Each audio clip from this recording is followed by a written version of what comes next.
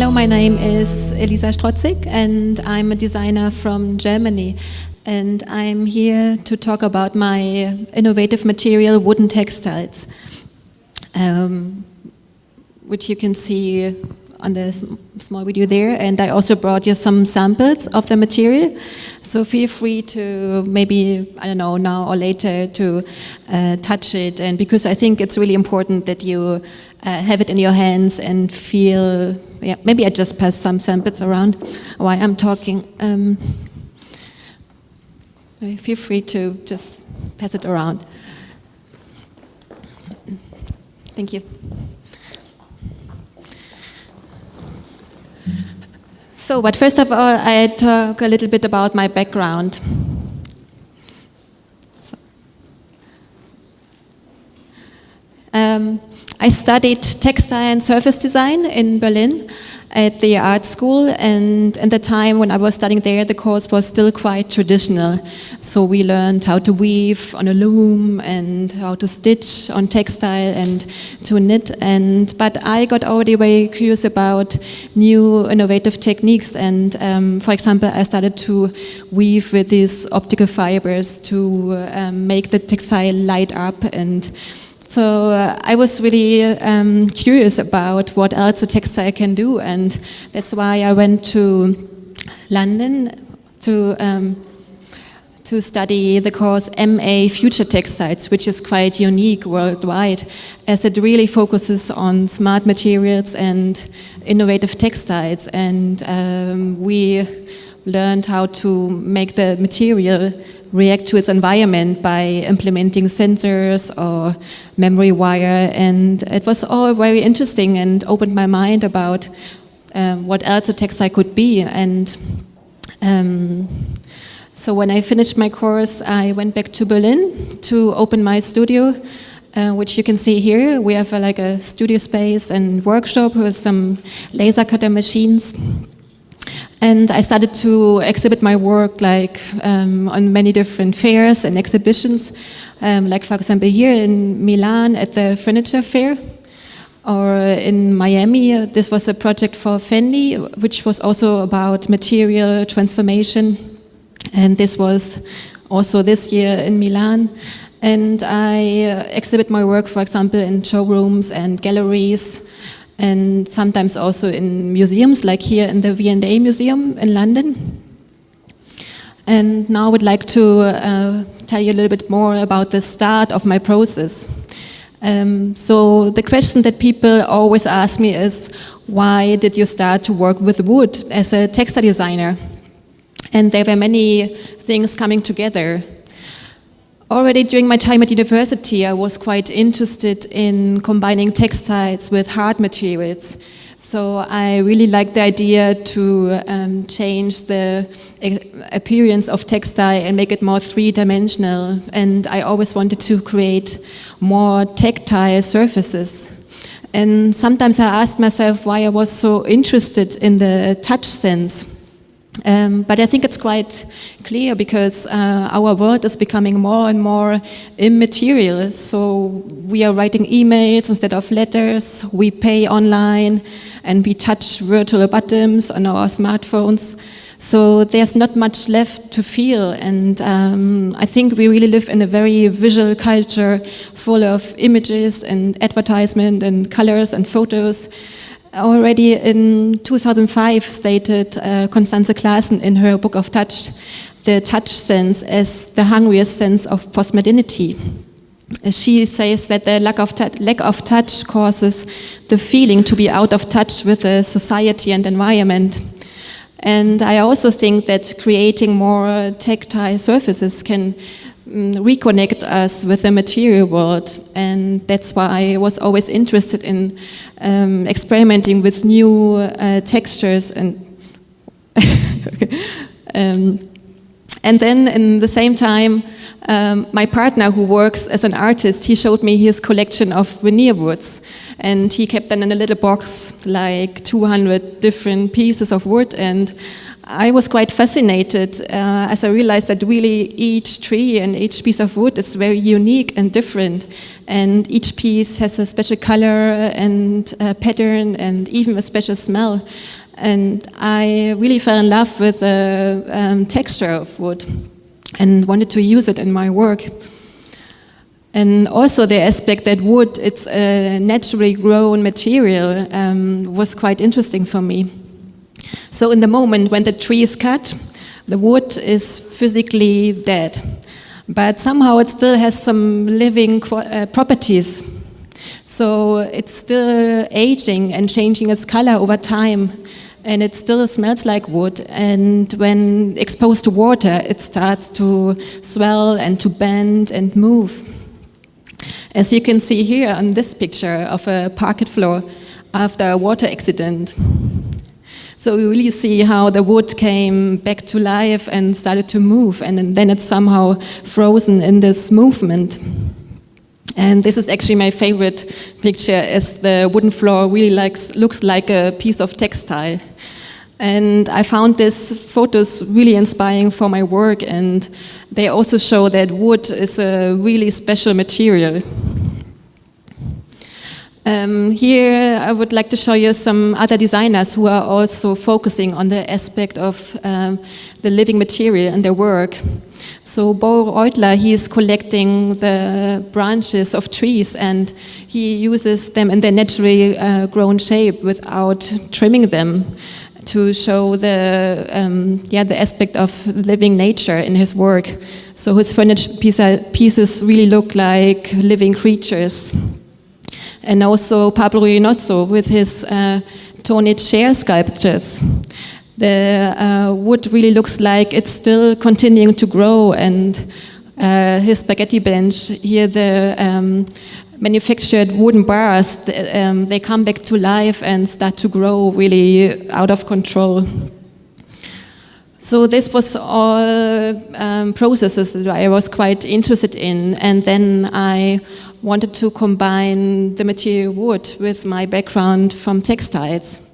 And my first idea was to find a material which is similar to textile, and I found a very, very thin veneer wood from Japan, which you could sew and stitch, and which should be also washable. And I ordered some samples, but when I received them, I was really disappointed because they didn't really feel like wood anymore. The surface was so treated that it really felt more like a piece of plastic or raincoat, and I decided not to use this material for my work. And instead I worked with regular veneer wood with a thickness of about 0.5 to 1 millimeter. And having these pictures of the wooden floors in mind, I started to cut the wood into small pieces and then attach them to a textile. And the outcome was this material, which is like a flexible wooden surface, which you can transform and manipulate. So my process is actually quite similar to the principle of parquet floors and marquetry. And that's why I was looking at very traditional parquet patterns to transfer this geometry to my textiles. And I started to test all the different geometries on their behavior. But I realized that the triangle shape is really the only geometric shape which allows the best movement and this three-dimensional transformation of the material. And I would like to show you the different triangle patterns that I'm using. This is the equilateral triangle, which means all the sides are the same length, and it's actually the most flexible geometry, which I use a lot in my work. This is the traditional Japanese pattern, which is called hemp leaf, and it's also quite flexible, and I think it has some decorative aspect as well.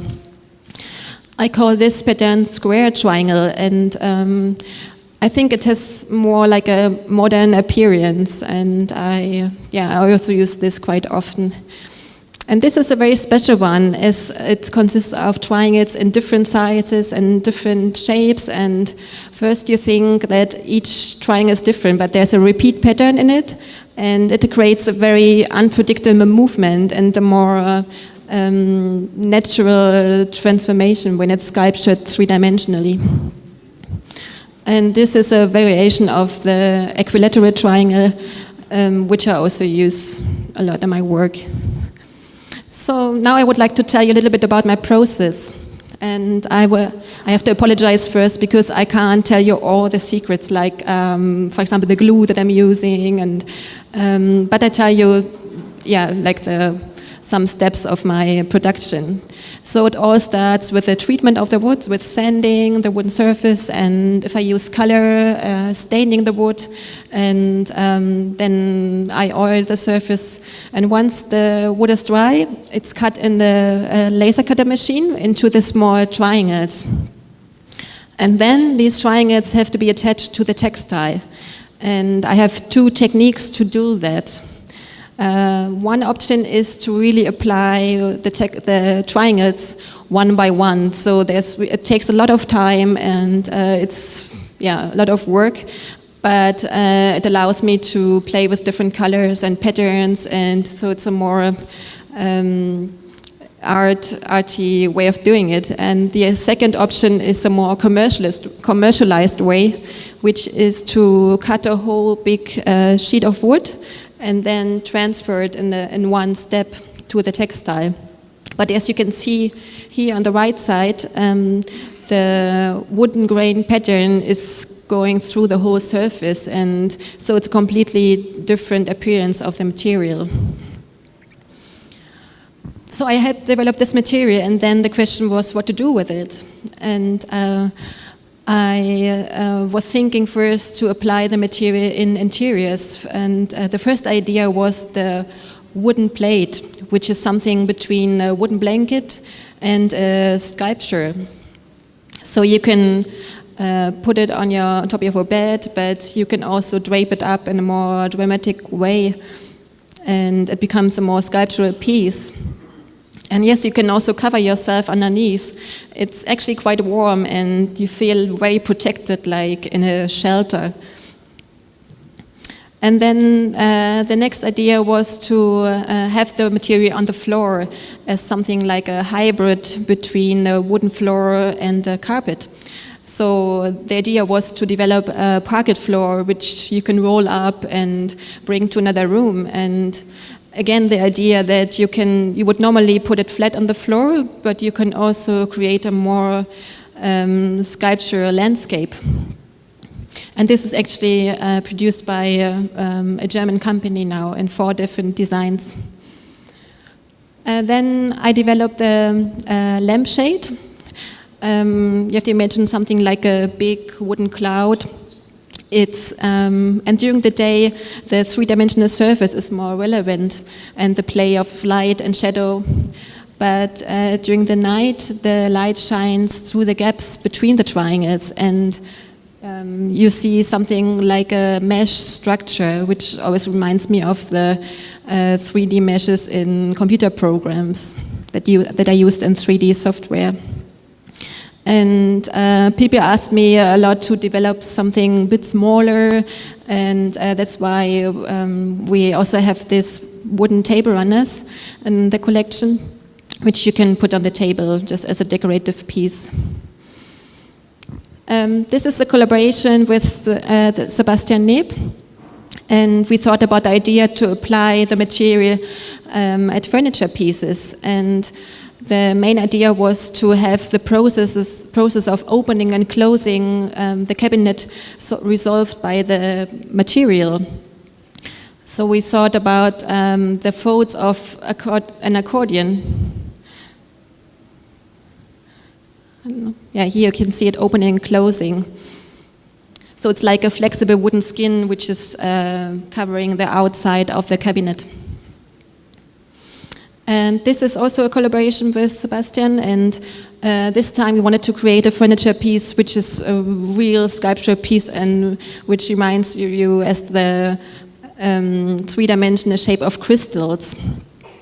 And here we used this irregular triangle pattern which you saw before to achieve this naturally grown effect. And inside of the cabinet we used a special veneer wood, it's called Paduk, and it's very red, but when it's exposed to sunlight, it turns darker. So the more you open and close the cabinet, the darker becomes the inside. And then I was approached quite often by fashion designers who found the material very interesting and they wanted to use them for their collections. And at first I thought it's maybe not meant to be used for fashion, as it's not washable and not really wearable. But I was also quite interested in seeing the material on the moving body. So I said, let's see what we can do together. And the first collaboration was with a Brazilian label called Maria Bonita. And they just ordered the wooden textile by a square meter, and then they started to cut and sew the dress, so it was quite complicated for them to do something with the material. So for the next project we did it the other way around. For this dress with Léa Pecre from Paris, we thought about the shape of the dress first. And then we adapted the size of the triangles and the pattern matching to this three-dimensional shape. So it was more like a constructed design piece. And this is a collaboration with Sruli Recht, a designer from Iceland. And here we used a normal cutting pattern from a jumper. But together with this material, it becomes like a wearable sculpture. And for this project, we used the wooden textile more as a decorative part of the clothes to replace embroidery, for example. And now, these days, I'm starting to use the material more and more for interior projects like restaurants and hotels and boutiques. And this was a project for a boutique in Paris. And the client asked me to produce something which is a bit more transparent, and first I thought, oh, that's really difficult, but then we started to replace the base material, the textile, with a very transparent mesh, and then we applied the wood from two sides. So the outcome was this transparent curtain, and the pattern we just achieved by the use of the triangles in different shapes. So there were some free areas and smaller and larger triangles. And I'm also doing a lot of customized work for interior architects. This, for example, was a project for Coordination, a Berlin-based interior design studio. And this is a flat in Kazakhstan. And the whole idea of the design was that everything was based on one specific triangle shape. So the tiles that you see on the floor and the rug underneath the bed, everything had these triangles already. So it was like the perfect match to apply the wooden bed cover that I made for this project. Now I would like to, the last thing I would like to tell you is my way of using color in my work. So at the beginning of my project I used only the wood in its natural state, so the natural wood colors, and I was playing with lighter and darker wood types to create patterns. But then after a while I started to use a little bit of color, and I worked with this gradient fading patterns. And the nice thing is that you still have the natural color of the wood, but it's then turning to white or to black. And now I'm also using very geometric, colorful patterns, which also remind of the traditional marquetry patterns that you saw before. And my latest passion is a special dyeing technique where I apply the dye like in a very specific way. So you can see that the pores of the wood is soaking the colors. So it really shows again the natural grown structure of the wood. I think you also have some samples of this material somewhere. So to conclude with, my project is not about creating a very practical new textile. It's more about giving a material which we know, like in our everyday life for a very long time, to give it a new meaning and to turn it into something new.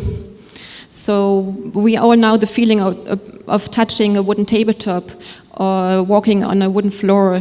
but it's really new for us to touch this wood and to manipulate it and to have it in a flexible state. So for me, it's also about creating longer-lasting relationships between us and objects, and also about using a material which is able to grow in a beautiful way.